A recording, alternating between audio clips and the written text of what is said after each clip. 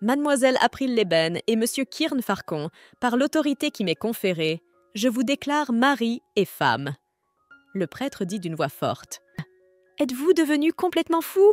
Comment pouvez-vous nous marier? La jeune fille était indignée. La jeune fille n'avait pris le corps d'April Leben que récemment. Dans sa vie précédente, son fiancé lui avait laissé plusieurs milliers de dollars de dettes. La jeune fille décide de prendre de l'alcool et de se rendre à la rivière. En glissant accidentellement, elle est tombée dans l'eau. C'est ainsi que sa vie antérieure s'est terminée. Quelques jours plus tard, la jeune fille renaît dans le corps d'April Leben. Elle était l'antagoniste du roman « I Love You, Mom ». C'est le livre que la jeune fille a lu brièvement avant sa mort. La jeune fille renaît dans le corps d'April au moment précis de son mariage. Comme elle n'avait pas envie de se marier, elle a décidé de ne pas le faire. Si je me souviens bien, l'homme que vous me proposez d'épouser est mort. Qu'est-ce que c'est, un mariage d'âme? Qu'est-ce que c'est que cette absurdité? April est outrée et jette le bouquet de mariée de côté.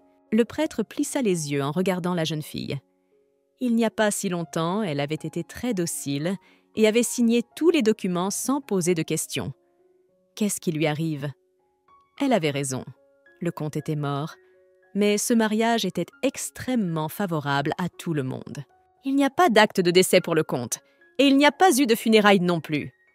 D'une voix calme, le prêtre dit à la jeune fille « En tout cas, cette cérémonie de mariage ne le ramènera certainement pas d'entre les morts. » April s'indigne. « Maîtresse Leben, pourquoi agis-tu ainsi alors que tout est presque prêt? Vous avez déjà prononcé vos vœux, n'est-ce pas? » Le prêtre insiste. « Mais je n'ai rien dit. Ce mariage n'est pas valable parce que je n'ai pas apposé ma signature sur le certificat, » s'exclame la jeune fille. Elle se rend compte qu'elle raconte n'importe quoi, mais il n'y a pas d'autre issue. Il fallait arrêter cette cérémonie de mariage par tous les moyens. La jeune fille se souvint que, selon l'histoire originale, ce mariage serait désastreux pour April. Elle ne pouvait pas épouser un comte mort. April saisit le certificat de mariage et commença à le tirer vers elle avec force. « J'ai clairement dit que je ne voulais pas me marier. Pourquoi persistez-vous? Vous auriez dû vous faire examiner par un médecin. Tu te fais vieille et tu n'as pas les idées claires, » dit April en souriant. « Expliquez-moi quel genre de mariage c'est qu'une femme doit épouser un homme mort. » Le prêtre appela les gardes et leur ordonna d'emmener la jeune fille dans sa chambre. « Maîtresse Leben, je tiens à vous assurer que je vais terminer la cérémonie de mariage. Vous n'avez donc pas à vous inquiéter. Vous savez qu'à partir d'aujourd'hui, vous êtes devenue la comtesse Farcon, » dit le prêtre. « Vieux con, donnez-moi vite l'acte de mariage. Vous ne pouvez pas me marier sans mon consentement. Je le répète, ce mariage est nul et non avenu. » April a crié et s'est évanouie. Lorsqu'elle ouvrit les yeux, elle se rendit compte qu'elle se trouvait dans une pièce qu'elle ne connaissait pas. Il s'agissait probablement d'une chambre à coucher. En regardant autour d'elle, elle vit la statue d'une déesse. Elle se demanda si c'était elle qui l'avait amenée dans ce monde. Serrant ses genoux, la jeune fille pleura doucement. Elle ne comprenait pas pourquoi elle se trouvait dans ce monde de livres. Après tout, elle n'était qu'une simple employée de bureau. Qu'est-ce qui l'avait amenée ici? Qui y était pour quelque chose? Dans une vie antérieure, elle s'était portée garante d'un prêt pour son petit ami, qui avait 8 ans de plus qu'elle. Il a largué la jeune fille par un simple SMS. Par la suite, des agents de recouvrement ont commencé à venir la voir tous les jours pour lui demander de rembourser sa dette. La jeune fille s'est souvenue qu'après la dernière visite des agents de recouvrement, elle s'est rendue à la rivière, où elle s'est fortement enivrée. Elle a glissé sur le carrelage mouillé et est tombée dans l'eau sombre de la rivière. Alors qu'elle commençait à perdre ses forces, un point lumineux est soudain apparu. La jeune fille s'est mise à chercher la lumière. Après cela, elle s'est réveillée dans ce monde. La jeune fille a essayé de trouver des choses positives pour elle-même. Tout d'abord, elle était encore en vie. C'était déjà une bonne chose. Deuxièmement, elle avait la possibilité de commencer une nouvelle vie, sans dette. Le seul inconvénient était que la jeune fille renaissait dans le corps d'April Leben. Malheureusement, cette héroïne a connu un destin peu enviable.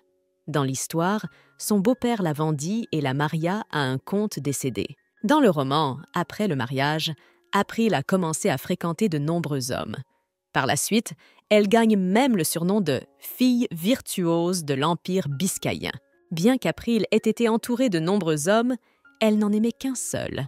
C'était le prince héritier. Malheureusement, le prince n'aimait lui aussi qu'une seule femme, sa belle-mère Helena, le personnage principal du roman. Comme ils ne pouvaient pas être ensemble parce qu'Helena était mariée à son père, le prince héritier décida de tuer ce dernier. Il a ensuite capturé Helena et l'a emprisonnée dans le château. Pendant ce temps, April, folle de jalousie, a essayé d'empoisonner Helena. Le prince finit par la tuer. Dans ma vie passée et dans celle-ci, je n'ai pas eu de chance. La seule chose dont je me réjouis, c'est que je suis à une époque où les choses n'ont pas encore commencé, mais où j'ai déjà été mariée. Maintenant, il va falloir que je me débrouille toute seule. April marmonne avec irritation. « Ah, tu es déjà réveillée ? Je suis venue vous escorter, madame. » Un prêtre entra dans la pièce. « On ne vous a pas appris à frapper ?»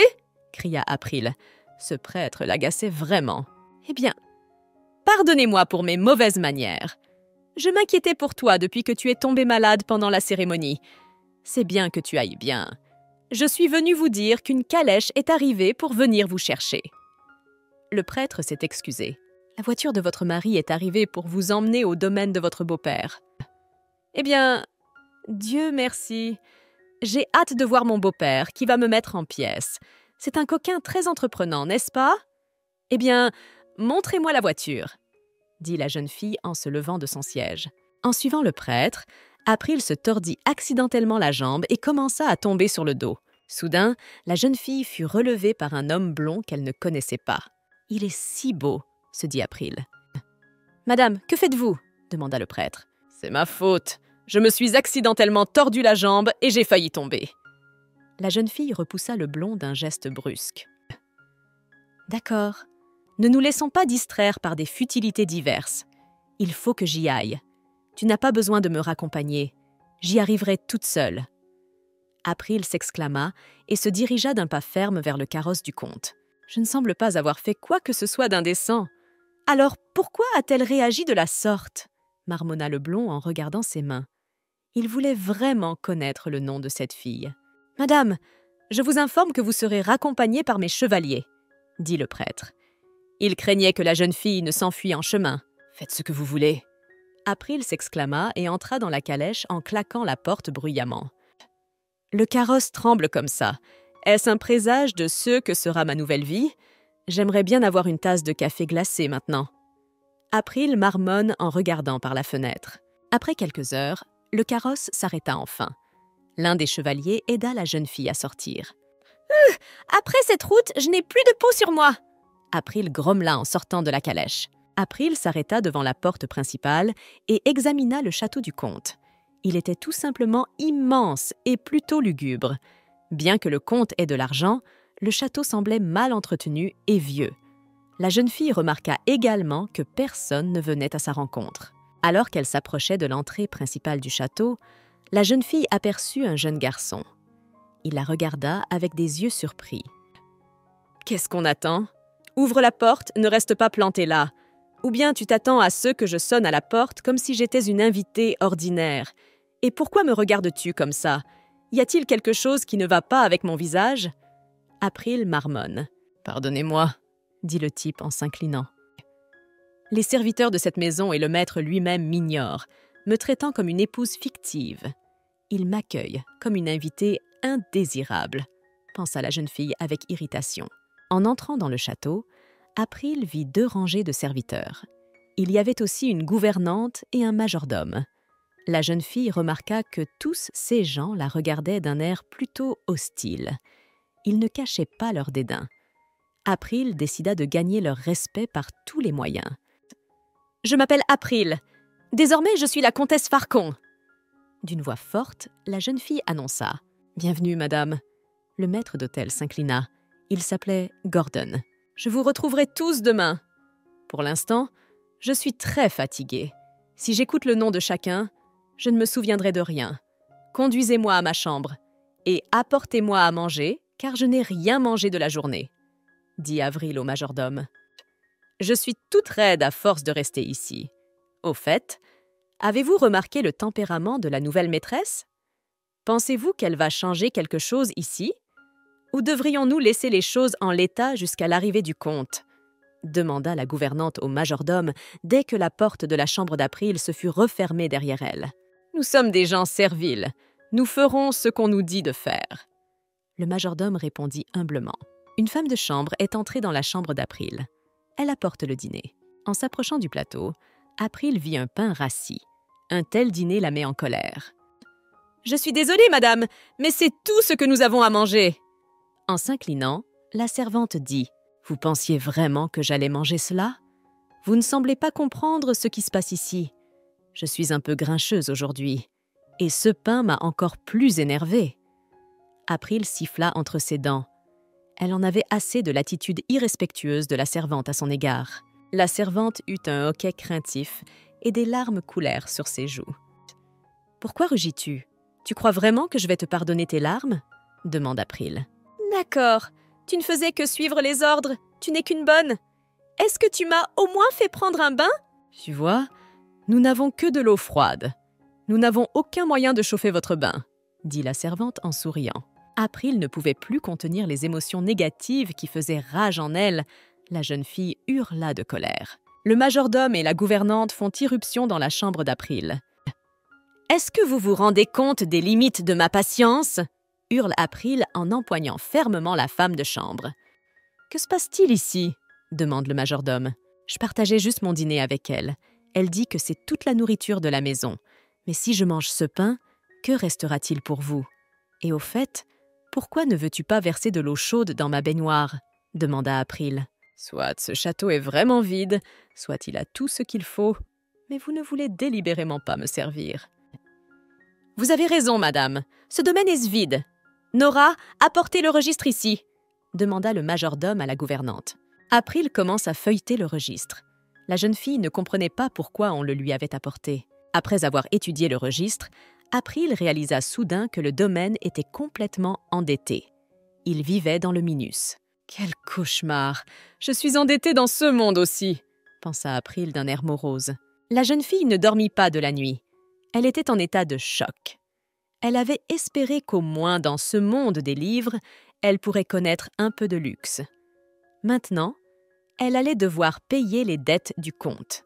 Le majordome entra dans la pièce et annonça qu'April avait un invité. « Et qui est venu si tôt ?» grommela April en se dirigeant vers le salon. En entrant dans le salon, la jeune fille vit le garçon blond qui l'avait sauvée de la chute hier. « Bonjour, madame. Permettez-moi de me présenter. Je suis le duc Fitzwren, de la famille fondatrice de l'Empire biscayen. Je m'appelle Lord Lake. Je suis le seigneur de la Tour des Sorciers. Et à quoi devons-nous l'honneur d'accueillir une personne aussi importante, monseigneur ?»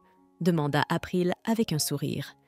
Elle espérait vraiment que cet homme n'était pas venu exiger le remboursement d'une quelconque de ses dettes. Lake prit la main de la jeune fille et la baisa.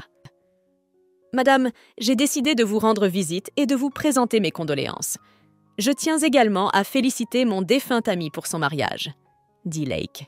April fit signe au duc de s'asseoir et de discuter un moment. « Si je ne m'abuse, feu le comte Farcon avait 44 ans. Alors pourquoi parle-t-il d'amitié? Il y a une énorme différence d'âge entre eux. Est-ce qu'il me ment vraiment ?» se dit April. « Je ne comprends pas, monseigneur. N'êtes-vous pas trop jeune pour être l'ami de mon mari ?» demande April. « C'est très simple. Dans l'Empire biscayen, la différence de statut est plus grande que la différence d'âge, » explique Lake. « Alors, depuis combien de jours es-tu venu séjourner chez nous ?» demanda la question suivante d'April. « Si vous êtes d'accord, je resterai 3 jours. J'ai besoin de sortir certaines de mes affaires d'ici, » dit Lake. April remarqua que le majordome regardait le duc avec surprise. Il ne savait probablement pas ce que Lake voulait emporter. « Si Gordon n'est au courant de rien, cela veut-il dire que ce seigneur a acheté quelque chose au comte? Mais je ne sais pas de quoi il s'agit. Peut-être devrais-je simplement le mettre à la porte et ne pas m'en préoccuper, » se dit April. « Je suis désolée, monseigneur, mais ce n'est pas possible. J'aimerais beaucoup vous accueillir, mais nous n'avons absolument rien à manger. Je ne peux pas vous recevoir comme il se doit. Revenez un peu plus tard, s'il vous plaît, » dit April à Lake. « Mais c'est le domaine du comte !» Vous voulez vraiment dire que vous me refusez juste à cause de la pauvreté? S'étonne Lake. April demande au majordome de montrer leur registre au seigneur. Qu'est-ce que je dois faire? Il faut que je le trouve par tous les moyens, se dit Lake. Si vous me laissez rester avec vous quelques jours, je m'occuperai de tous les frais de nourriture, s'exclama Lake. April ordonna immédiatement au majordome de préparer une chambre pour le duc. Madame, accueillir le duc est un peu difficile. Le bouche à oreille pourrait se répandre à votre sujet. Je vous recommande vivement de ne pas le faire. D'une voix agitée, le majordome dit « Le bouche à oreille, vous dites ? Quand il n'y a rien à la maison, nous devons accepter toute offre d'aide. Nous devons exprimer notre gratitude pour toute aide. Je comprends votre inquiétude. Ne vous inquiétez pas, vous aurez aussi les provisions que le duc vous fournira. Grâce au duc, nous aurons un moyen de subsistance et de quoi manger. Le duc doit avoir beaucoup d'argent. Il ne manquera pas d'argent, dit April d'un ton pensif. La jeune fille avait un plan. Elle allait améliorer sa situation financière avec l'aide du duc. Quelques minutes plus tard, le duc invita la jeune fille à déjeuner. April se demanda comment elle avait pu acheter des provisions et cuisiner en si peu de temps. « Mettez-vous à l'aise, madame, » dit le duc en souriant. April ne vit que des assiettes vides sur la table. « Et qu'est-ce que cela signifie, votre seigneurie ?» demanda April surprise. Le duc aida la jeune fille à s'asseoir à table. « Quel salaud! Où est la nourriture? Il essaie de me tromper avec son beau visage.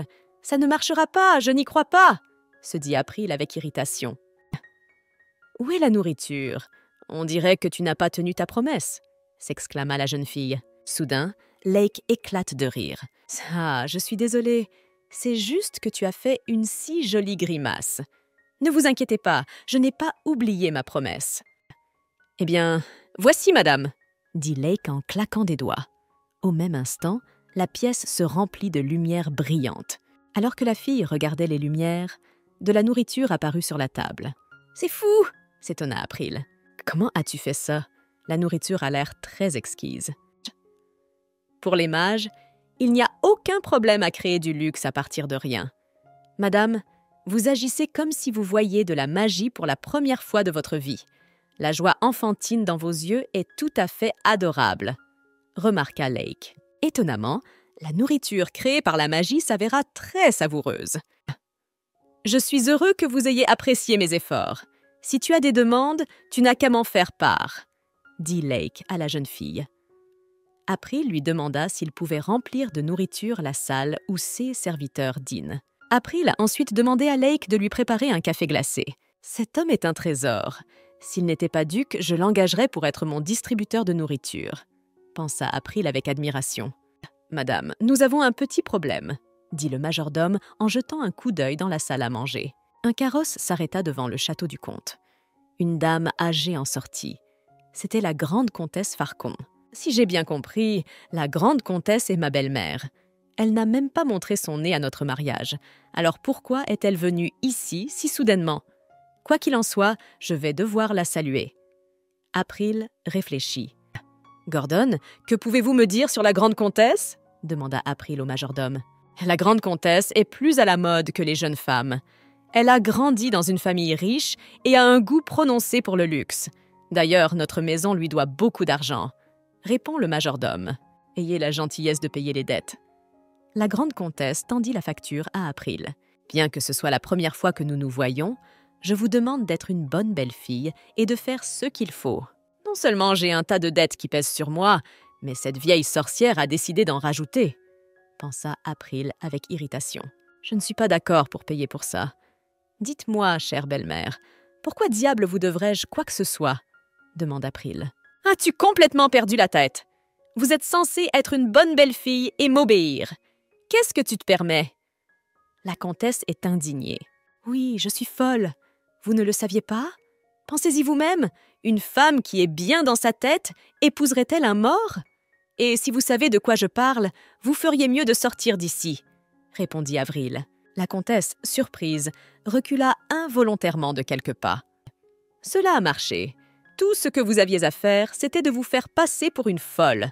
Et si tu montres que tu n'es pas à la hauteur, tu seras traité plus discrètement. Elle n'est pas à la hauteur. Dans ma vie antérieure, j'étais entourée de crétins en permanence, se dit April. Ah, ma douce belle-sœur, pourquoi me fais-tu cela? J'ai déjà pris soin de toi et je t'ai amené 5 hommes. Tu peux choisir n'importe lequel d'entre eux. Et quel que soit ton choix, tu n'auras aucun problème à l'avenir, s'exclama la comtesse. 5 hommes sortiront de la voiture. Remarquez, tous ces hommes ressemblent à Kyrne. Dans le roman, le comte Kyrne Farcon est décrit comme un homme aux cheveux noirs et aux yeux bruns. Les 5 garçons amenés par la comtesse avaient eux aussi les cheveux noirs et les yeux presque noirs. April devina que la comtesse avait décidé de l'utiliser à ses propres fins. Elle voulait sans doute que sa belle-fille ait un enfant qui recevrait tout l'héritage du comte. Il s'avère que c'est à cause de la grande comtesse qu'April est devenue une prostituée dans le livre. Ce n'était pas son désir conscient. La jeune fille devina. « Maman, pourquoi m'as-tu amené ces garçons? Ne sont-ils pas trop nombreux? Il n'y aura pas de vilaines rumeurs? Ou as-tu eu la prévoyance d'exécuter les 4 autres après que j'ai fait mon choix ?» demanda April en souriant. « Eh bien, les garçons, ne bougez pas. J'ai besoin de bien vous regarder. »« Nous ne voulons pas mourir !» crièrent les garçons amenés et s'enfuirent en courant. « Nous parlerons plus tard, belle-sœur !» dit la comtesse en se précipitant sur les garçons. « Je pensais qu'un roturier sans le sou serait facile à gouverner, mais un problème s'est soudain posé. Je dois rester dans cette maison pendant un certain temps et persuader la jeune fille, » se dit la comtesse. Soudain, la femme vit les déménageurs commencer à décharger sa voiture. Plus tard, April lui expliqua qu'il s'agissait d'un paiement pour préjudice moral.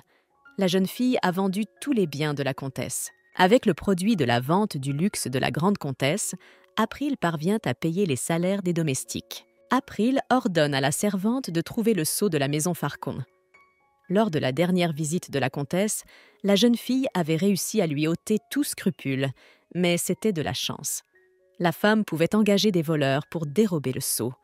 Elle pourrait ensuite falsifier des documents et noyer le domaine sous les dettes. April voulait trouver le sceau et le cacher en toute sécurité quelque part.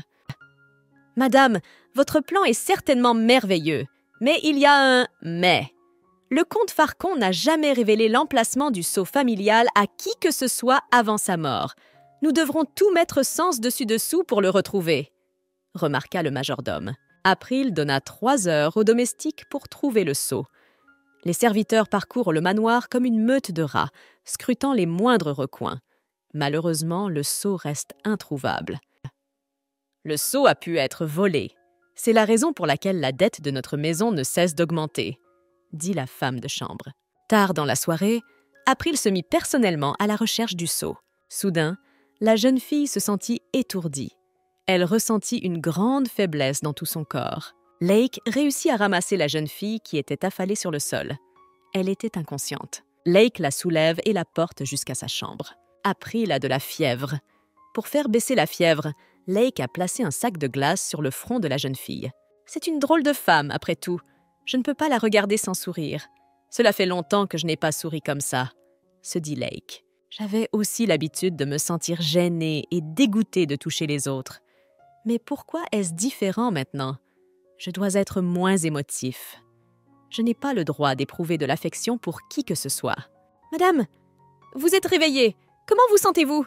Nous étions sur le point d'appeler un médecin. » Nora, la gouvernante inquiète, entre dans la pièce. « Ce ne sera pas nécessaire. Je ne me sentais pas bien hier parce que j'étais malade. Je me sens beaucoup mieux maintenant, » dit April. « Madame, je vous ai préparé une robe pour aujourd'hui. » Une femme de chambre entre dans la pièce. Elle tenait dans ses mains une robe de velours rouge. « Je n'ai jamais eu de toilette aussi chère dans ma garde-robe. Où avez-vous trouvé cette robe ?» s'étonne April. « Je l'ai volée dans les bagages de la grande comtesse hier. » Avec un clin d'œil enjoué, la femme de chambre répondit. « J'approuve. » April leva le pouce. La jeune fille décida de faire de cette servante sa femme de chambre temporaire. Elle s'appelait Johanna. Dans le couloir du château, April croisa le duc. « Je vois que vous allez quelque part. J'allais vous inviter à déjeuner comme hier, » dit le duc. « Cela vous dérange si je mange un peu plus tard? Je dois voir un avocat tôt dans la matinée. » La jeune fille avait très faim, mais il était impossible de reporter sa visite chez l'avocat. « C'est impossible, madame, » l'avocat dit d'un ton imperturbable. « Mais pourquoi ?» Je suis, après tout, la victime d'une escroquerie au mariage. Tout le monde sait que le comte Farcon est mort. Et il est également de notoriété publique qu'il n'a pas voulu m'épouser jusqu'au dernier jour, s'exclame April. Même si le comte ne voulait pas se marier, ses proches ont volé la demande d'enregistrement du mariage et m'ont imposé le mariage après sa mort. C'est un mariage anormal, il n'y a pas de litige, mais je crains qu'il n'y ait pas de base pour sa dissolution parce que toutes les exigences légales ont été respectées. Il n'y a toujours pas d'acte de décès pour le comte Farcon, donc sur le papier, il est toujours vivant et éligible, répondit l'avocat. Bon sang, je le savais. Je ne peux donc pas divorcer?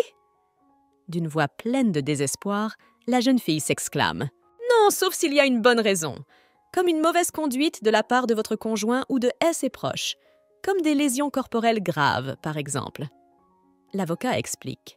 Donc, pour que je puisse divorcer, il faut que la grande comtesse Déborah me réduise en bouillie, c'est ça? Qu'est-ce que c'est que CLOA? S'exclame la jeune fille. Incroyable! Et je pensais que j'allais divorcer et ainsi me libérer de mes dettes. Une visite chez un avocat ne m'a rien apporté. La dette continue de peser sur moi. April réfléchit avec nostalgie. Ne soyez pas triste, madame. Les lois peuvent changer. Et pendant que nous sommes ici, allons faire du shopping. Johanna tente de rassurer sa maîtresse. Faire du shopping sans argent? April s'indigne. Johanna se rendit compte que sa maîtresse n'était pas d'humeur et elle se dépêcha de la quitter des yeux. « Qu'est-ce qui rend ton joli visage si tendu ?» Un gros homme souriant s'approche d'April. « Puis-je vous rencontrer pour une tasse de thé, charmante dame ?» Le gros homme tendit une rose rouge à April. « Je ne veux pas d'une tasse de thé. Dégagez de ma vue. » April marmonne. Le gros homme insistant commençait à l'agacer. « Vous ne voulez pas boire du thé avec un scone sucré comme moi ?» Le gros homme insiste. « Vous n'avez pas l'air de me comprendre. Ta mère ne t'a pas appris à te nettoyer les oreilles avant d'aller au lit ?» dit April avec une irritation à peine contenue. « Ah, quelle fille modeste j'ai rencontrée. On dit que les dames refusent souvent les messieurs par embarras. Je suis sûre que vous avez entendu parler de ma célèbre famille. Mon oncle est le marquis de Gault. » se vante le gros homme. « Bien, alors j'enverrai une lettre au marquis à l'occasion. La dame vous a fait comprendre à plusieurs reprises qu'elle ne souhaitait pas vous fréquenter, mais vous continuez à vous imposer. Je me demande ce que le marquis penserait d'un tel comportement de la part de son neveu ?» demande April en souriant. « J'aimerais souligner que vous êtes mal élevé. Peut-être devriez-vous songer à y remédier vous-même. »« Qu'est-ce que tu crois faire? Vous n'avez que votre visage, rien d'autre !» Le gros homme s'exclama et jeta la rose de côté avec irritation. « Ah, vous n'êtes attiré par moi que par mon visage? Oui, je suis née belle, et cela m'attriste que les gens ne me jugent que sur mon apparence. » April joignit les mains de manière théâtrale. « D'ailleurs, puisque nous parlons déjà de physique, essayons de juger le vôtre aussi. J'aimerais souligner que tu as l'attrait d'un calmar séché. »« Fermez-la !» s'écrie le gros homme. Avec indignation, il serra involontairement ses mains en poing. « Sinon, que va-t-il se passer? Tu vas me frapper? Allez, frappe-moi !» April comptait sur le fait que si elle était gravement blessée, elle pourrait poursuivre le gros homme pour une grosse somme d'argent. Le gros homme se retourna pour frapper la jeune fille. April serre les yeux, attendant le coup. Lake s'approcha et serra fortement la main du gros homme. « Madame est très vigilante. Un homme qui lève la main sur une femme n'est pas digne de faire partie de votre société.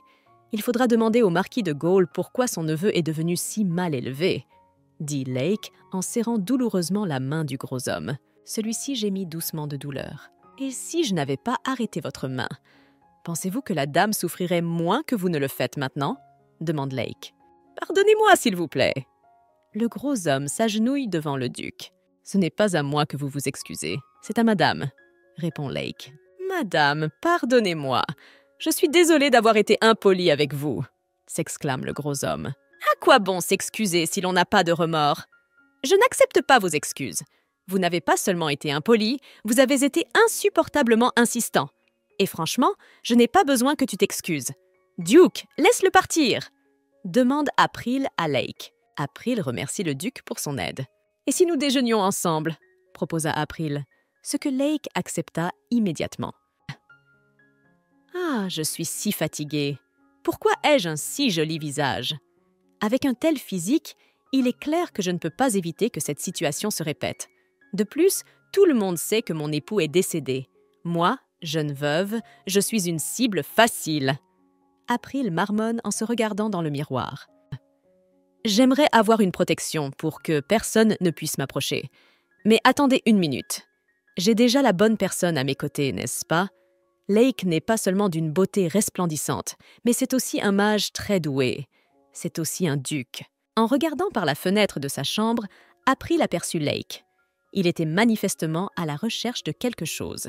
La jeune fille bondit hors de sa chambre et se précipita vers le duc. Lake créa un cercle magique dans la paume de sa main qui éclaira tout ce qui l'entourait. De petites lueurs jaillirent du ciel jusqu'au sol. « Comme c'est beau !» s'émerveilla April. « Ah, madame, que faites-vous ici ?» Lake se retourna, surpris, et demanda. « Bonne nuit, duc. Grâce à vous, j'ai pu profiter de cette belle vue, » dit Avril. « Bonne nuit à vous aussi, madame. Il est tard, qu'est-ce que tu fais debout ?» demanda Lake. « Je vous demande la même chose. Il est préférable de chercher quelque chose à la lumière du soleil.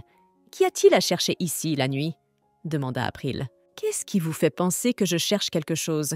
J'ai juste décidé de me promener avant d'aller me coucher. » En souriant, Lake répond. « Je vois. Je n'arrivais pas à dormir non plus. Alors j'ai décidé de me promener dans la fraîcheur de la nuit. » April sourit à son tour. Elle devinait que le duc ne l'admettrait pas. Il avait probablement décidé de garder sa quête comme un secret bien gardé. « Il est dangereux de sortir dans la cour la nuit, madame. Faites-moi l'honneur de m'autoriser à vous escorter jusqu'à votre chambre. » Lake tendit la main à la jeune fille. « En fait, je voulais vous dire que même si nous ne nous connaissons pas beaucoup, votre dame m'a déjà aidé à bien des égards. Je vous en suis reconnaissant. Pardonnez-moi, mais j'ai encore une faveur à vous demander. » Un peu gêné, April répondit. « Madame, j'ai besoin d'un amant fictif. » « De quoi parlez-vous? Je sais exactement ce que le mot « amant » signifie, mais le mot « fictif » me fait peur. « Qu'entendez-vous par là ?» s'étonne le duc. « Je veux quelqu'un qui donne l'apparence d'une relation avec moi en public, » explique April. « Est-il nécessaire de créer cette apparence, madame? Beaucoup d'hommes rêveraient de vous faire la cour. Ils se battraient en duel pour ce droit, » s'exclame le duc. « C'est pour cette raison que je vous l'ai offert. Vous, duc, êtes tout à fait différent. Je n'ai pas besoin d'un amant, je veux juste être protégée. Si j'avais un homme à mes côtés, personne n'oserait me harceler comme ce gros homme. Et pour être franche, je suis fatiguée des hommes. Je ne veux pas ouvrir mon cœur à quelqu'un d'autre. Malheureusement, je ne peux pas rester seule, parce qu'alors les hommes ne me laisseront pas passer. Ils seront toujours après moi. Malheureusement, j'ai eu la chance d'avoir une apparence attrayante qui attire les hommes vers moi. » Le duc resta un moment silencieux, réfléchissant aux paroles de la jeune fille. « Je suis désolée, je me suis exprimée maladroitement. Oubliez ce que je viens de vous dire. » April baissa la tête d'un air embarrassé. Elle se retourna pour partir, mais le duc l'arrêta. « Ne vous enfuyez pas, madame. Vous n'avez pas encore entendu ma réponse. J'étais en train de rassembler mes pensées, alors j'ai gardé le silence. J'accepte votre offre, » dit le duc. « Vraiment? Vous ne vous moquez pas de moi ?» April n'en croit pas à ses yeux. « Et pourquoi réagissez-vous ainsi? Vous doutiez que j'accepterais votre offre ?» demanda Lake. « Pour être honnête, c'est le CS. Je te l'ai proposé car je n'avais plus rien à perdre. Pour toi, en revanche, c'était une offre extrêmement humiliante. Je ne pense pas qu'il y aura des rumeurs selon lesquelles tu deviendrais folle, n'est-ce pas ?»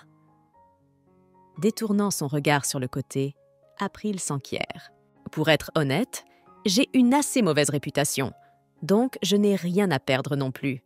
Mon statut m'obligeait à assister à toutes sortes de bals. Je n'y ai jamais eu de partenaire parce que je refusais toujours de laisser les dames danser. Beaucoup de gens pensent que je ne suis pas sociable et que je suis froide. Récemment, il y a même eu une rumeur selon laquelle je ne m'intéressais absolument pas aux femmes. Au début, ces rumeurs ne me dérangeaient pas, mais de plus en plus de gens ont commencé à les croire. Et pour être honnête, j'ai pensé que votre suggestion m'aiderait aussi. Si les gens savaient que j'ai un amant, les vieilles rumeurs se dissiperaient. Mais tu te rends compte que si les gens pensent que nous sommes un couple, tu ne pourras pas te marier de sitôt, rappelle April. Oui, je le sais parfaitement.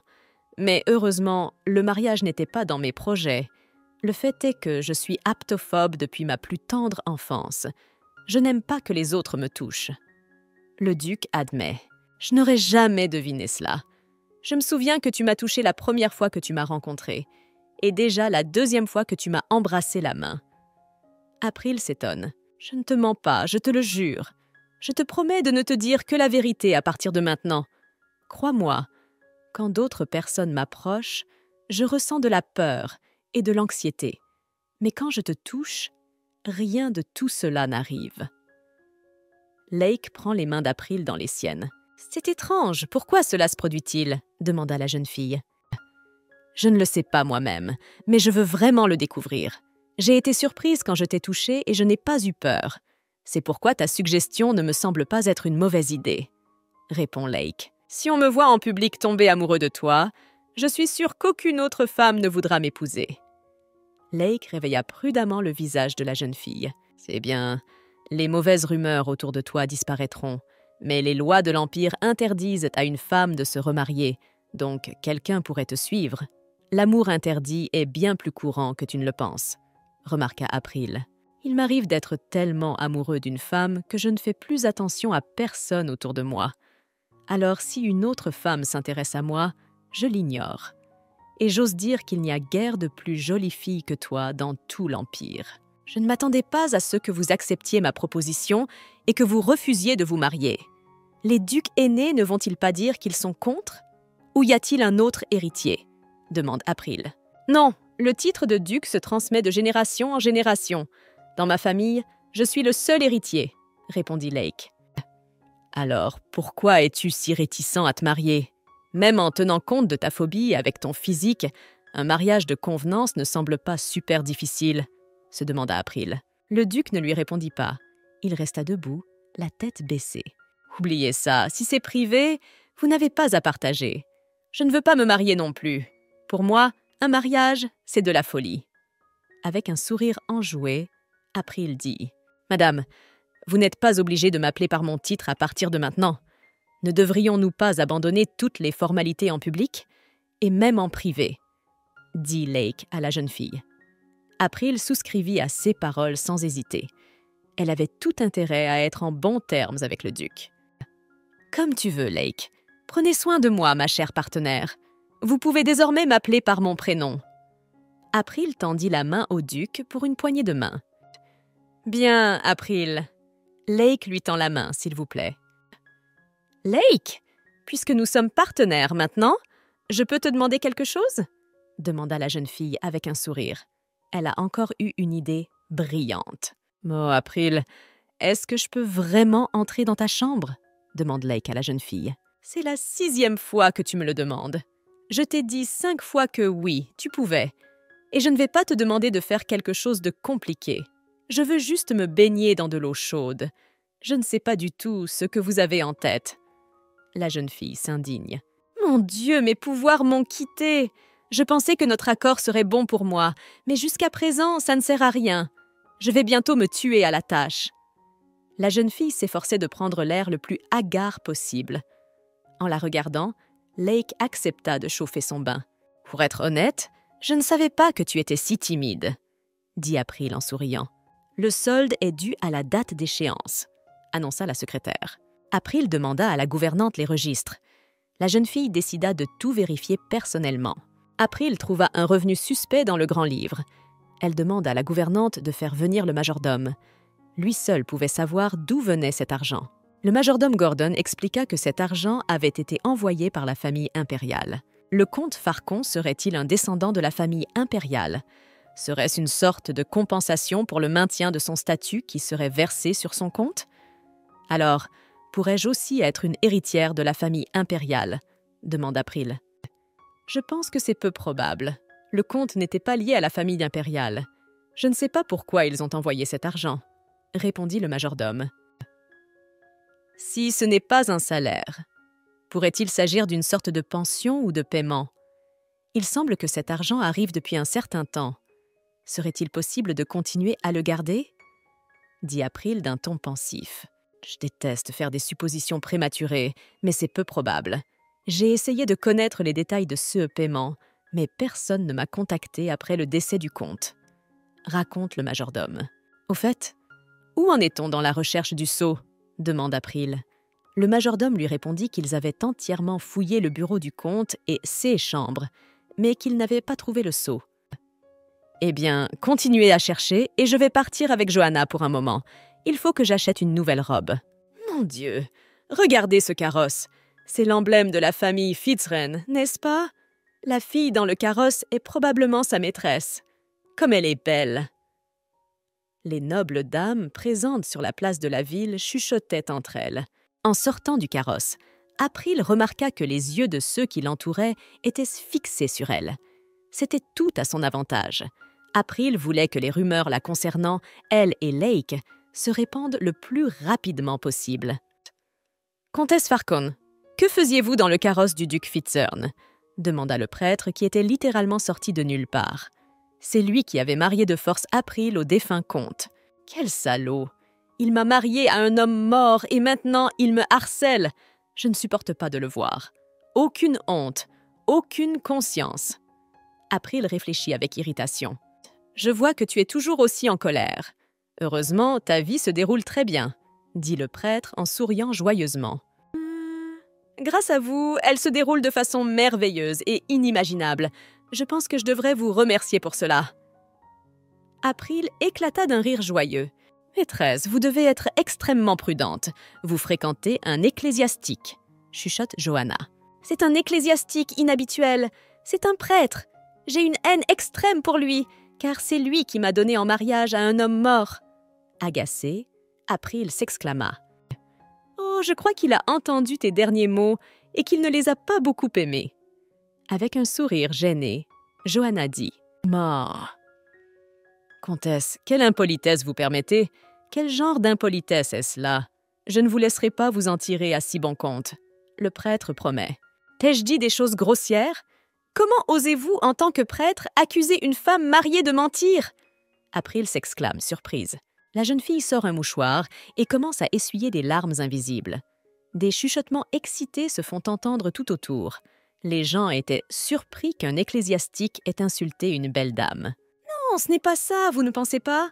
C'est elle qui a dit que j'étais effrontée. » L'ecclésiastique commence à se justifier. « Johanna, et s'il vous plaît, dites-moi si j'ai dit des choses grossières à ce saint homme, » demande Avril à sa servante. « Quelque chose dont je ne me souviens pas.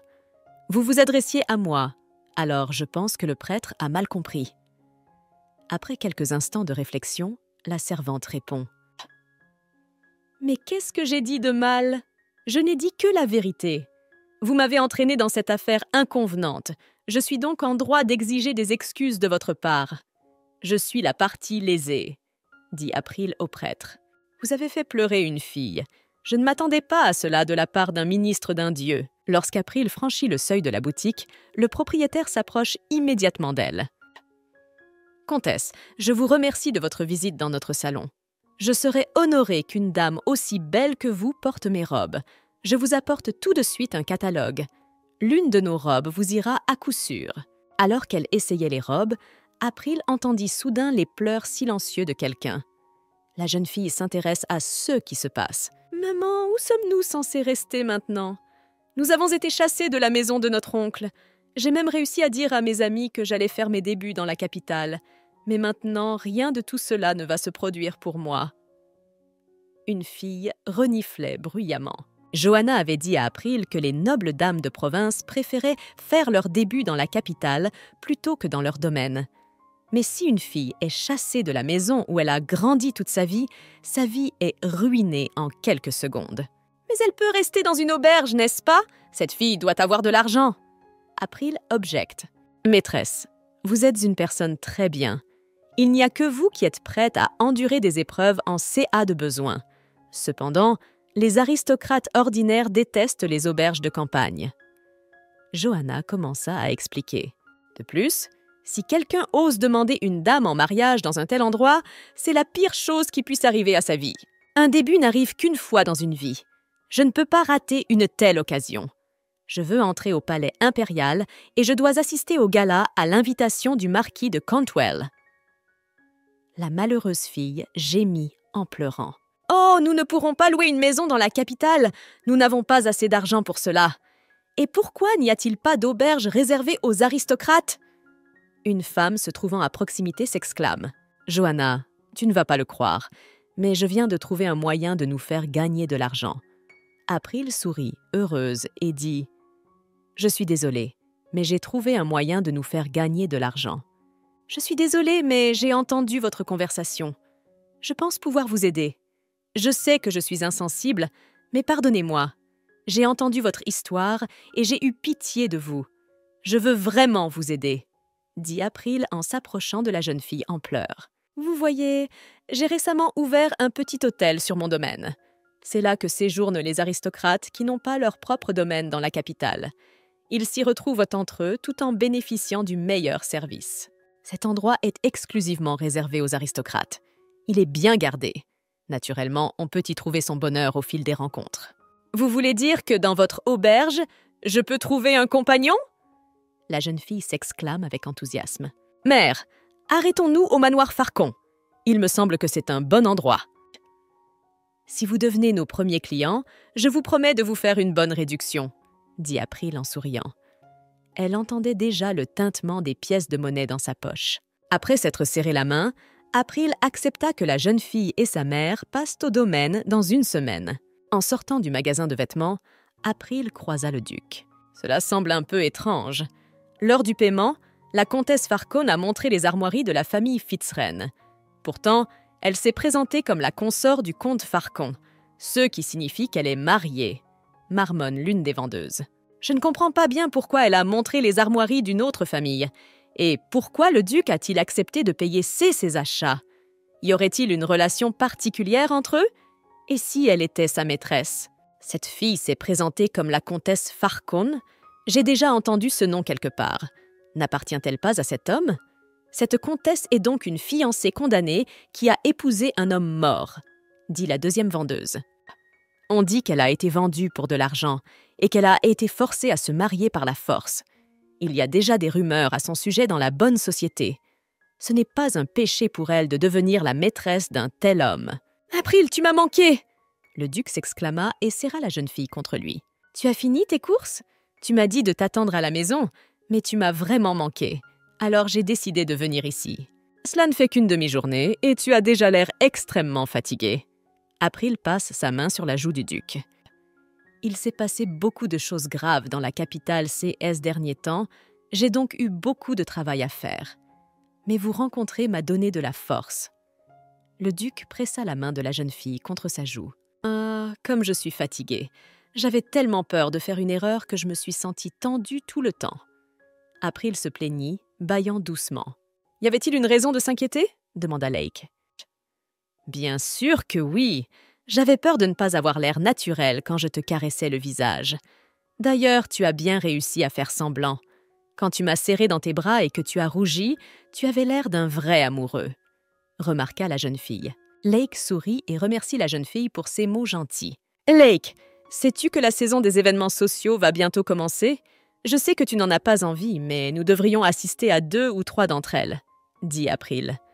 Duke accepta sans hésiter. « Tu as été si rapide à accepter. Je croyais que tu avais dit que tu n'aimais pas les événements bruyants. » s'étonna Avril. « Oui, je n'aime pas les événements bruyants, mais je ne peux pas les ignorer tout le temps. D'ailleurs, ces réunions sont bénéfiques pour moi. Et cette fois, je dois montrer au public que j'ai une belle maîtresse. » Lake touche doucement le visage de la jeune fille. « Lake, comment se passe la recherche des affaires de Kirn? Je ne sais pas ce que tu cherches exactement, mais il m'a semblé que tu essayais de le cacher. Et si tu me dis ce que tu cherches, je pourrais peut-être t'aider. Au fait, je tiens à vous avertir que le manoir Farcon ouvrira ses portes à l'aristocratie en visite. Pour la saison des événements sociaux, nous fournirons un hébergement aux nobles qui n'ont pas d'autre endroit où loger. C'est ce qu'on appelle l'hôtellerie. Je vous donnerai les détails lorsque je rencontrerai Gordon. Il y aura des locataires sur le domaine, ce qui peut limiter ce que vous pouvez faire. Cela fera naître d'autres rumeurs sur notre relation. Si cela fonctionne, je pourrai désendetter le comté de Farcon. » Le duc promit à la jeune fille de l'aider en toutes choses. Elle lui fut très reconnaissante de son soutien. « Voulez-vous rester au manoir à partir d'aujourd'hui ?» April demanda aux invités qui arrivaient. « Je sais que l'ouverture de votre hôtel est prévue dans quelques jours, mais je n'ai nulle part où aller. Pourriez-vous m'héberger un peu plus tôt ?» demande la jeune fille qui pleurait dans la boutique un peu plus tôt. « N'importe quel caprice, moyennant un supplément, » dit April en souriant. « Et au fait, mon hôtel a des règles à respecter.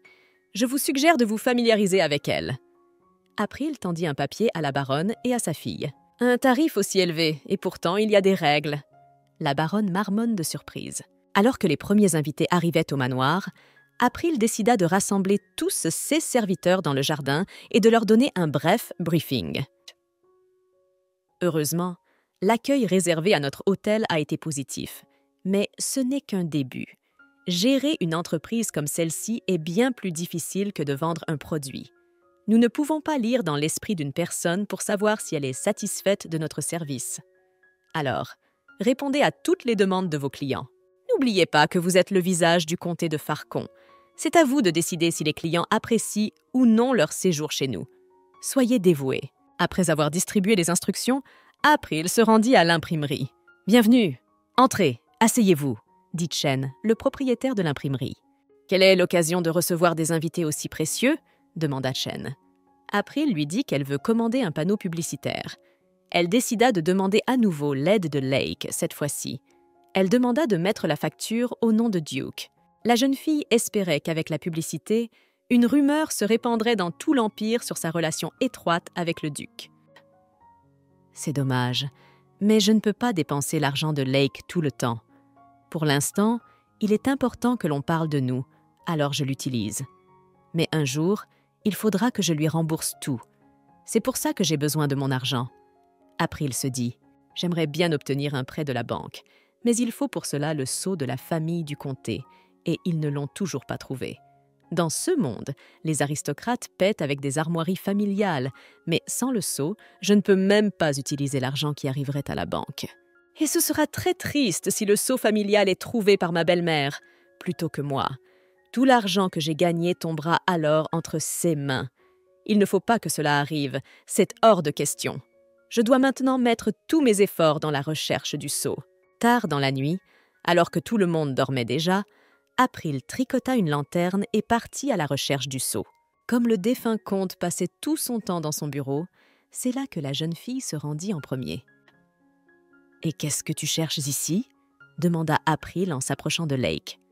La jeune fille ne s'attendait pas à ce qu'il y ait quelqu'un d'autre qu'elle dans la pièce, et elle poussa un cri effrayé. « Que fais-tu ici à cette heure-ci » demanda April. « Tu vois, je n'arrivais pas à dormir cette nuit pour une raison quelconque. Alors j'ai voulu aller me promener, mais je t'ai vu te faufiler comme un chat. Je t'ai suivi parce que j'étais curieux et en même temps je m'inquiétais pour toi, » répond Lake. « Je t'aiderai à trouver ce que tu cherches si tu me le dis. Mais si tu ne parles pas, je ferai comme si je n'avais rien vu et je m'éloignerai en silence. Je pense qu'il sera plus facile pour nous deux de trouver le sceau. Qui sait, peut-être qu'il utilisera sa magie et le trouvera tout de suite, » se dit April. Je cherchais le sceau du chef de la famille Farcon. Le comte semble l'avoir caché quelque part, alors je ne le trouve pas. Sans lui, je ne peux pas financer librement. Pouvez-vous m'aider? Si vous m'aidez, je vous aiderai. La jeune fille promet. Mais je peux me débrouiller sans toi. Je n'ai pas besoin de ton aide. Limitons-nous donc à mon aide, dit Lake à la jeune fille. Je pense qu'il est probable que cette pièce ait déjà été explorée plusieurs fois. Je propose donc que nous utilisions ma magie. Je vais activer la magie de recherche maintenant. Lake créa un cercle magique lumineux, d'où s'élevèrent des lumières bleues. C'est la même magie que celle que tu as utilisée cette nuit-là dans le jardin. April se souvint. Il cherche quelque chose ici, mais il ne veut pas me dire ce que c'est. Ça a l'air très suspect. Eh bien, je ne perdrai pas mon temps à deviner. Tout finira par se savoir de toute façon, se dit la jeune fille. Soudain, les lumières se transformèrent en un mince fil qui indiquait la direction à suivre pour trouver le sceau. Soudain, dans le dos d'April, une étagère s'écarta. Derrière elle se trouvait un passage secret. « Et quel est cet endroit ?» demanda la jeune fille, surprise. « Entrons à l'intérieur et voyons ce qu'il y a là-dedans, » suggéra Lake. « Ne t'inquiète pas, je ne pense pas que ce soit dangereux ici. Beaucoup de chefs de famille ont des pièces secrètes comme celle-ci dans leur maison. Seuls les héritiers directs en sont informés. C'est pourquoi aucun des vôtres ne connaissait cette pièce à voix haute. C'est trop vide pour une pièce secrète. J'ai même eu froid dans le dos. Il n'y a pas d'or ni de bijoux ici, juste quelques objets du temple. Kirn était-il un homme profondément religieux? Pourquoi cacherait-il ces babioles? S'interroge April. Il est fort probable que ces objets avaient une certaine valeur pour Kirn. Haussant les épaules, Lake dit « Pour que je puisse les vendre ?» demanda April. « Je ne pense pas que tu devrais faire ça. Si tu t'occupes du temple, tu auras des ennuis. » Les chefs de la famille Earl Farcon étaient les gardiens des archives du temple. Mais il y a quelques générations, ils ont été excommuniés pour détournement de fonds. Raconte Lake. « Des dettes! Et maintenant l'excommunication aussi! Pourquoi ai-je eu un mari comme ça ?» marmonna April d'une voix frustrée. Sur la table, la jeune fille remarque une boîte en bois. D'un geste, elle arrache le couvercle de la boîte. Le sceau de la famille Farcon s'y trouvait. « Je l'ai enfin trouvé !»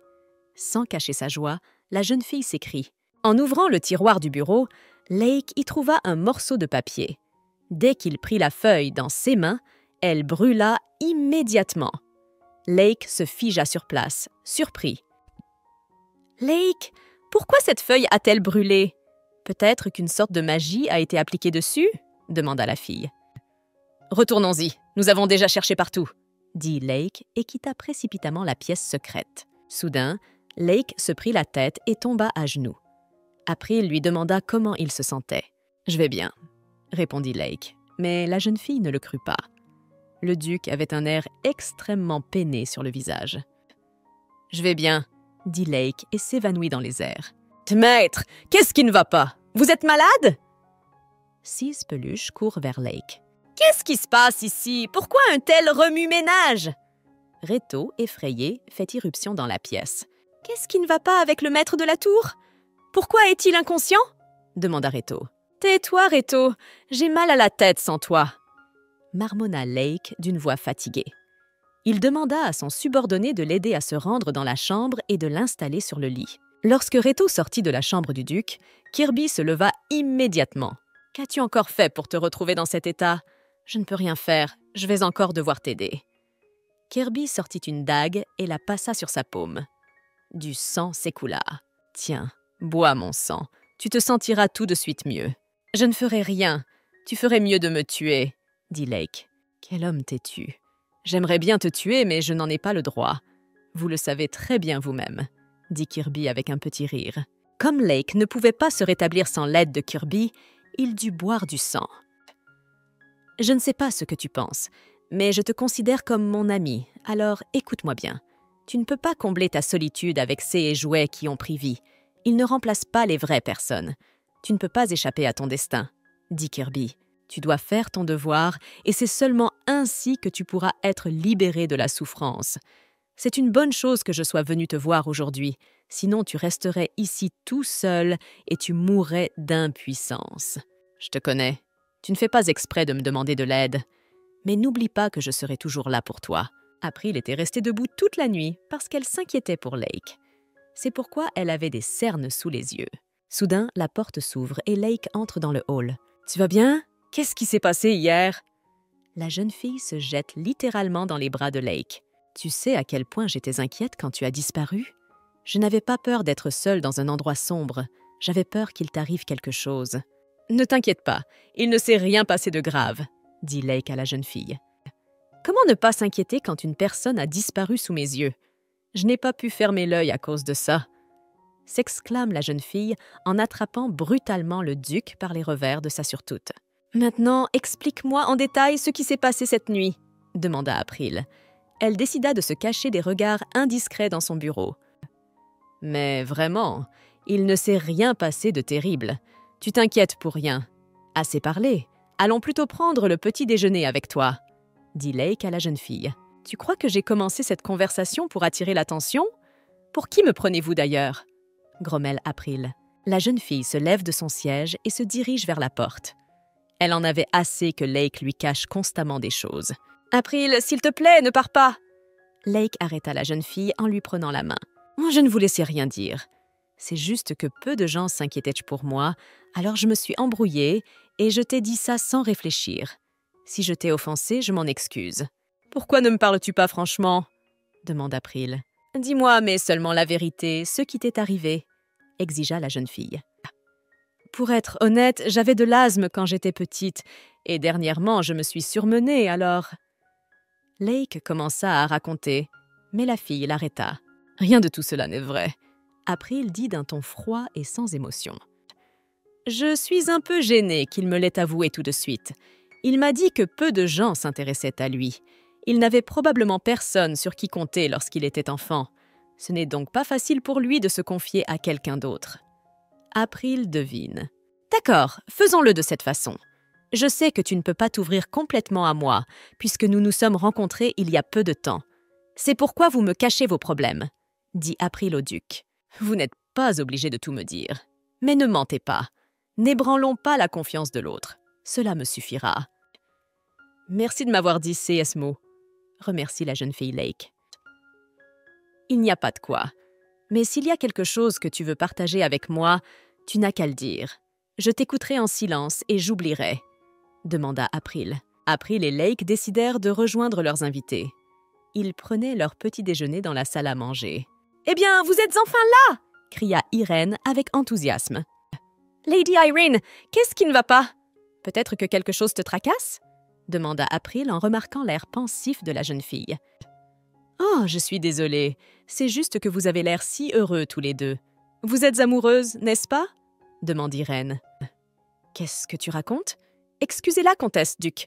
Irène n'a rien voulu dire de mal, » s'exclame la baronne Roland. « Je sais qu'elle l'a fait. Raison de plus pour que la dame ne se trompe pas, » dit April en souriant. Cela fait maintenant quelques jours qu'April observe Lake. Il avait l'air en parfaite santé. Il ne présentait aucun signe d'un état semblable à celui de cette horrible nuit. Cela faisait plaisir à la jeune fille de voir que Lake avait l'air normal. Une femme de chambre entra dans la pièce. Elle apporta des invitations. Après que les rumeurs sur la relation entre la comtesse et le duc se soient répandues dans tout l'Empire, de nombreuses invitations avaient été envoyées au nom d'April. Tout le monde était curieux de voir la femme qui avait séduit le duc Fitzren. Peut-être voyez-vous dans ma popularité un moyen de faire connaître l'hôtel? J'ai tout intérêt à accepter ces invitations. Mais je compte bien commencer à participer à la vie mondaine dès le début de la saison, se dit April. Notez au moins cette invitation. Elle vous a été envoyée par le marquis de Cantwell. La baronne Roland et Lady Irene ont également reçu une invitation similaire. Vous ne vous ennuierez donc pas à ce goûter. La servante tendit à April l'une des enveloppes. Lake jeta un coup d'œil dans la chambre d'April. La jeune fille l'invita à entrer. « Il y a un problème? Vous n'étiez pas en voyage d'affaires aujourd'hui ?» demande April au duc. « J'ai encore le temps de discuter avec vous. Au fait, l'enregistrement à l'hôtel commence dans quelques jours. Ai-je bien compris? Avez-vous reçu beaucoup de candidatures ?» Lake s'enquiert auprès de la jeune fille. « Grâce à l'annonce, il y a eu beaucoup de candidatures. Nous avons même dû faire une sélection. L'hôtel accueillera 6 familles, dont celle du baron Roland, » répond April. « C'est grâce à votre étiquette familiale. Merci de me l'avoir prêtée. Maintenant, je vous la rends. Comme nous avons trouvé le sceau du chef de famille, je peux maintenant échanger des billets à ordre contre de l'argent. Garde cette marque jusqu'à la fin de la saison, au cas où vous en auriez à nouveau besoin. En même temps, vous pouvez la montrer aux autres aristocrates. Elle ajoute un certain mystère à notre relation, » dit Lake à la jeune fille. Gordon, le majordome, entre dans la pièce et annonce qu'il est temps pour le duc de partir. « Il est temps pour moi de partir. Comme le temps passe vite en votre compagnie, » dit le duc en se levant de son siège. April se leva également de table car elle voulait accompagner le duc jusqu'à la voiture. April remarqua qu'Irène les observait secrètement. Il ne fallait pas rater cette occasion. Avril embrasse le duc sur la joue. Charlotte était venue spécialement dans le nouvel hôtel prisé des aristocrates pour voir de ses propres yeux la relation entre la comtesse Farcon et le duc Fitzren. « Tu es enfin venue. Je vous attendais depuis si longtemps. Je m'ennuyais beaucoup ici, toute seule. Je m'appelle Irène Roland. Je loge aussi dans cet hôtel, » s'écrie joyeusement la jeune fille en regardant la chambre de Charlotte. « Puisque nous logeons au même endroit et que nous allons faire nos débuts, soyons amis. Vous n'avez pas encore vu le manoir, n'est-ce pas? Venez avec moi, Lady Charlotte. Je vais vous faire visiter. » Soudain, Charlotte aperçoit la comtesse et le duc qui se promènent. « Ces deux-là sont donc vraiment amoureux? Je pensais qu'un homme comme le duc Fitzren ne sortirait pas avec une femme déjà mariée. » Charlotte s'étonne. La comtesse m'a dit un jour qu'elle ne pouvait pas vivre sans le duc. Je les vois souvent se promener dans le parc. Et moi aussi, j'aimerais rencontrer mon destin et aimer comme eux, s'exclama Irène. Reto remarque que le maître de la tour est de très bonne humeur ces derniers temps. Il arrivait au travail avec un sourire joyeux. Reto, ne fais pas attention à moi. Au fait, qu'est-il advenu de l'affaire dont je t'avais demandé de t'occuper ? Demande Lake. J'étais sur le point de vous faire mon rapport. Attendez un peu, dit Reto et commence à fouiller dans le tiroir de son bureau. Un peu plus tard, Reto sortit un pendule noir sur une longue chaîne. J'ai fait quelques expériences, mais je n'arrivais toujours pas à comprendre de quoi il était fait. J'ai même essayé de le frapper avec un marteau, mais ça n'a pas marché. Ce pendule ressemble à l'obscurité. Il a l'air étrange, dit Reto. Il y a quelques jours, Lake arriva à la convocation. « Votre Seigneurie, que faites-vous ici ?» s'étonna le garde. « J'ai demandé un mage à la tour, c'est pourquoi je suis venu ici. Bon, ne perdons pas de temps en bavardages inutiles. Mieux vaut m'expliquer ce qu'il y a, » demanda le duc. Le garde expliqua que depuis quelques jours, des personnes avaient disparu. Les crimes se produisaient le plus souvent à la périphérie des bidonvilles, près des zones communes. Il semblait que les criminels se dirigeaient vers le château impérial. Lake lança plusieurs faisceaux de recherche dans le ciel. Ils étaient censés indiquer où se trouvaient les personnes disparues. Soudain, dans l'une des ruelles, Lake trouva un pendule noir. Il décide de l'emporter avec lui.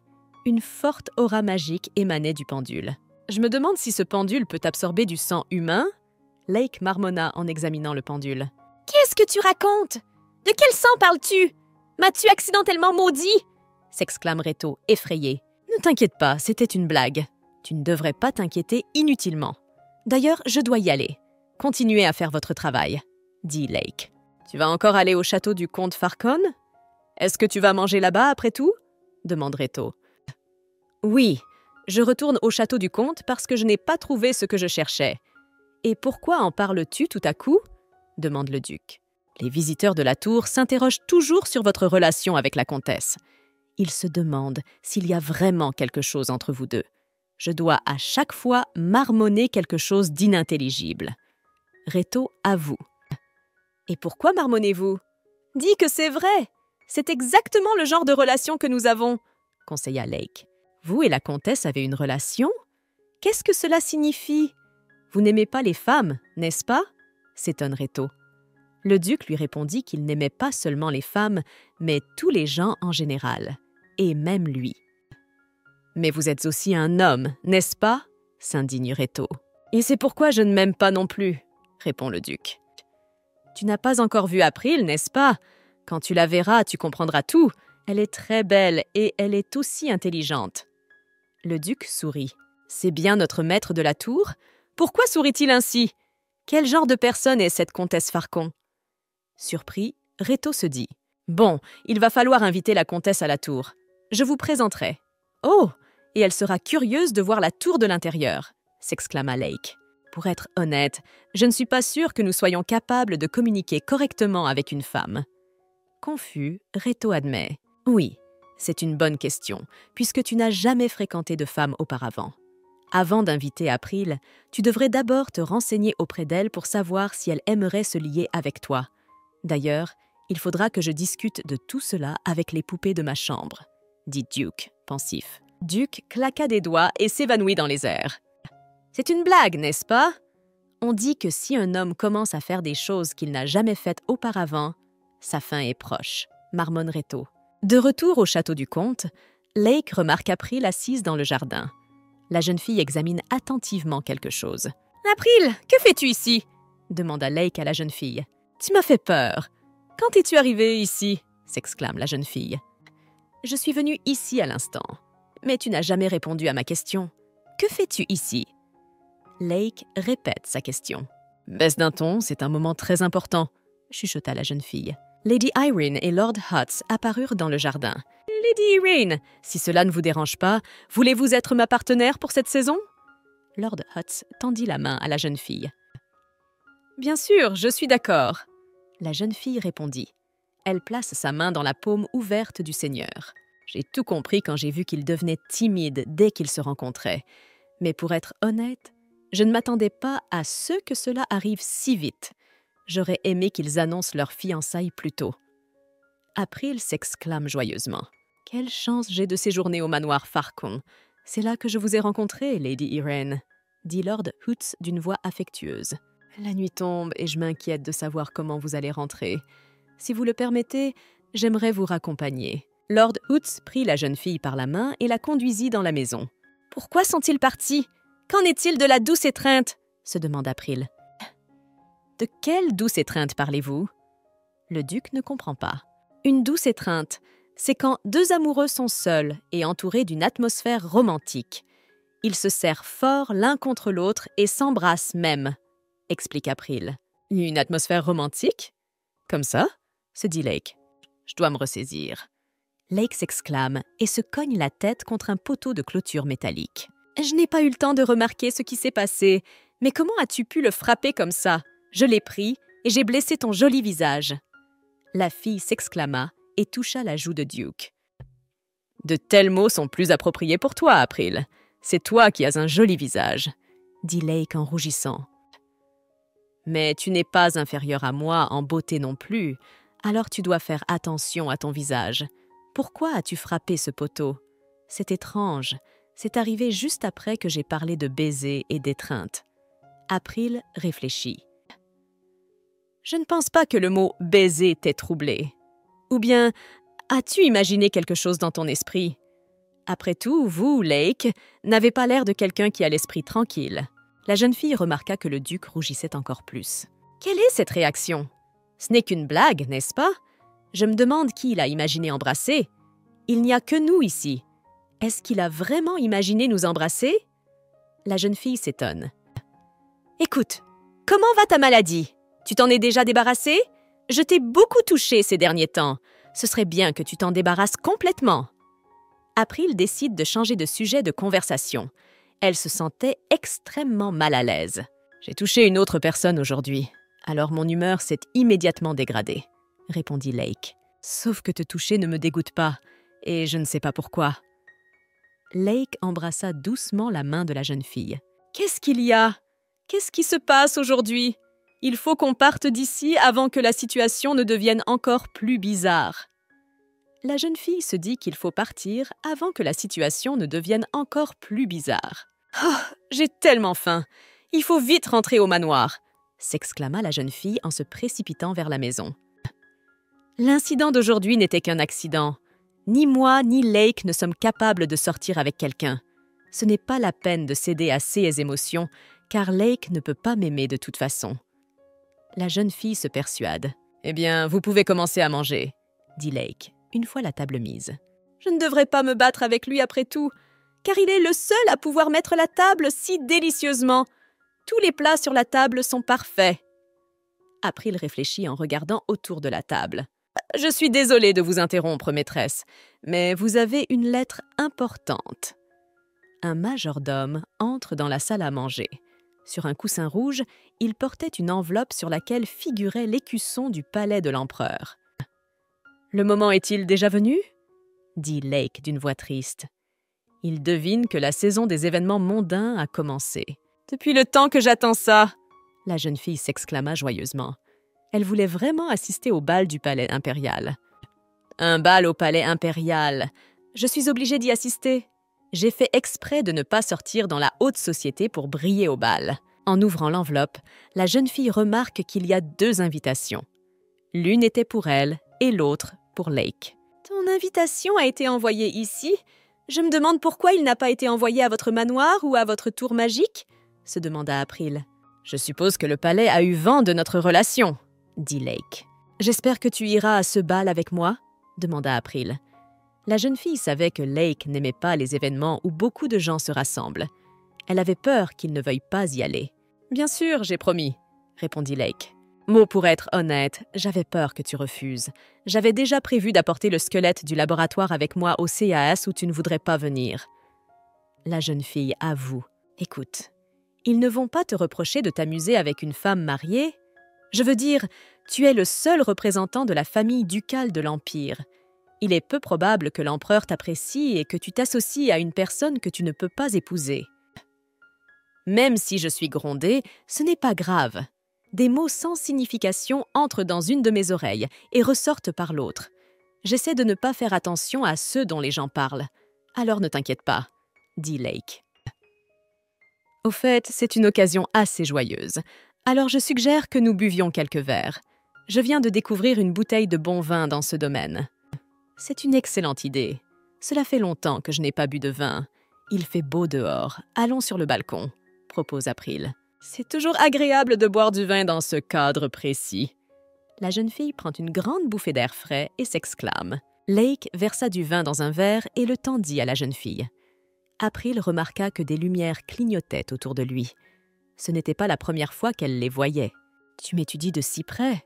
Y a-t-il quelque chose sur mon visage ?» demanda Lake. « Non, c'est juste qu'il fait sombre ici et que ça brille un peu. D'habitude, je vois bien, mais parfois, c'est comme si tout était flou. C'est peut-être parce que tes cheveux sont plus clairs que les autres. C'est comme s'il y avait une sorte de lueur autour de toi. » April se frotte les yeux. « Ce n'est pas la première fois que je vois quelque chose qui ressemble à une chenille lumineuse se tortiller autour de ta tête et de ton cou. J'ai du mal à expliquer ce que c'est. J'espère que vous me comprenez. Je ne sais pas de quoi tu parles. C'est étrange que tu ne le vois qu'autour de moi. Peut-être que je brille trop fort ?» dit Lake en souriant. « Je plaisante. Peut-être que tu vois les effets de la magie, il faudra éclaircir cela. D'ailleurs, à propos de ta vue, tu devrais peut-être commencer à porter des lunettes. Je pense qu'elles te feraient du bien. »« Non, je ne suis pas si mal, je n'ai aucun problème dans la vie normale. Combien de temps allez-vous tenir le verre ? » ?»« Buvons vite !» s'exclama la jeune fille. April apprécia beaucoup le vin. Il était vraiment très savoureux et avait un goût agréable. Soudain, la jeune fille remarqua Charlotte et Eric. Avaient-ils une relation, eux aussi ? En regardant de plus près, April se rendit compte qu'il n'y avait rien entre eux deux. Ils discutaient de manière strictement professionnelle. Ils cherchaient vraisemblablement des partenaires pour le bal. « Je ne pensais pas qu'il y aurait des couples aussi rapidement. Si la nouvelle se répand, beaucoup de jeunes filles et de jeunes hommes voudront séjourner dans notre hôtel. J'aimerais que le jour du bal arrive plus tôt. » April s'exclame joyeusement. « Maîtresse, il est temps de se réveiller !» annonça bruyamment une femme de chambre en s'approchant de la chambre d'April. Le jour tant attendu du bal était enfin arrivé. Lorsque la servante entra dans la chambre, elle vit April assise sur le lit. La jeune fille en fut surprise, car sa maîtresse aimait faire la grasse matinée avant le dîner. « Naturellement, je ne dormirai pas ce jour-là, car j'ai attendu ce bal si longtemps. Je dois commencer les préparatifs le plus tôt possible. Je dois briller aujourd'hui. » répond April à la servante surprise. « Bien sûr, maîtresse, vous avez raison. Il y a peu, mademoiselle Seiya est arrivée dans notre manoir. Elle a apporté quelques robes avec elle, » raconte la servante. « Comtesse Farcon, cela fait longtemps que je ne vous ai pas vue. » Une Seiya souriante entra dans la pièce. Elle était propriétaire d'un magasin de vêtements pour femmes qu'April aimait visiter. « J'ai apporté toutes mes nouvelles robes à votre domaine. Il y en a une en particulier qui est particulièrement belle. Je voulais vous voir dedans. » Les assistants de Seiya apportèrent une robe rouge dans la chambre de la comtesse. Elle était décorée de rubans jaunes et de broderies. La robe était vraiment très belle. April l'aimait beaucoup. Les servantes aidèrent April à mettre la robe. Elle lui allait parfaitement. « Je savais que cette robe t'irait. J'ai veillé plusieurs nuits pour qu'elle soit prête à temps. » Seiya s'exclama. « Maîtresse, vous devez maintenant vous faire coiffer pour être assortie à la robe, » dit la servante. April réfléchit un instant. Elle ne savait pas à qui elle pouvait confier ses cheveux. Maureen entra dans la pièce et annonça qu'elle était une professionnelle de la coiffure et du maquillage. Elle accepta de maquiller et de coiffer la comtesse. Quelques heures plus tard, April se rendit devant le miroir et admira le résultat. Elle aime son reflet dans le miroir. Maureen avait vraiment du talent. « April, tu es toujours belle, mais aujourd'hui tu es tout simplement éblouissante. » Lake s'exclama, admiratif, en entrant dans la pièce. « Merci, toi aussi tu es très belle, » répond la jeune fille avec un sourire. « Je ne suis pas venue te voir les mains vides. J'ai apporté un cadeau. » Lake ouvrit une boîte verte dans laquelle se trouvait un ensemble de boucles d'oreilles et un collier. April se rendit immédiatement compte que l'ensemble était très cher. « J'ai pensé que cette parure t'irait très bien. Au début, Je voulais t'offrir des bijoux avec des pierres vertes, mais j'ai décidé que tu serais mieux avec des pierres rouges. J'espère que je ne me suis pas trompée. Oh oui, ces bijoux sont très beaux. Est-ce que ce sont des bijoux de famille par hasard? Je peux certainement les accepter? Demande April. Je n'épargnerai rien pour vous, dit Lake et utilisa sa magie pour sortir un collier de la boîte. À côté de toi, ces bijoux perdent de leur éclat. Mais je t'en prie, accepte-les, April. Eh bien, puisque c'est le SIAS, mettez-les, s'il vous plaît, demande April. Volontiers. Lake place le collier autour du cou de la jeune fille. Après avoir mis les boucles d'oreilles, April se dirigea à nouveau vers le miroir. La jeune fille se dit qu'elle était tout simplement magnifique aujourd'hui. Il a fallu tant de temps pour arriver au palais. Il aurait été bien plus rapide d'utiliser ta magie. Se plaignit April sur le chemin du palais impérial. C'est une simple formalité, nous sommes presque arrivés. Lake répondit en souriant. Duc Fitzren et comtesse Farcon, peut-être devriez-vous entrer séparément? Il n'y a pas encore eu de siège de dames mariées accompagnées de partenaires non mariés. L'intendant se tient à l'entrée principale. Annoncez-nous ensemble. S'il n'y a pas eu de telles occasions, cela ne veut pas dire que c'est interdit, dit Lake d'un ton imperturbable. Le héros devait annoncer l'arrivée du duc Fitzren et de la comtesse Farcon. « Tu es inquiète ?» demanda le duc à la jeune fille. April admit qu'une certaine crainte était encore présente. Après tout, c'était la première fois qu'elle assistait à un tel événement. Elle ne savait absolument pas comment se comporter. « Fais-moi confiance et suis-moi. Je t'aiderai à tout faire et je te dirai comment te comporter. Essaie de ne pas trop t'éloigner de moi. » dit Lake et conduisit April dans le hall principal. Lorsque Lake et April arrivèrent dans la salle principale, elles sentirent immédiatement les regards des personnes présentes. April leva fièrement le menton. Elle avait de quoi être fière. Elle était magnifique ce soir, et elle marchait bras dessus, bras dessous avec un partenaire merveilleux.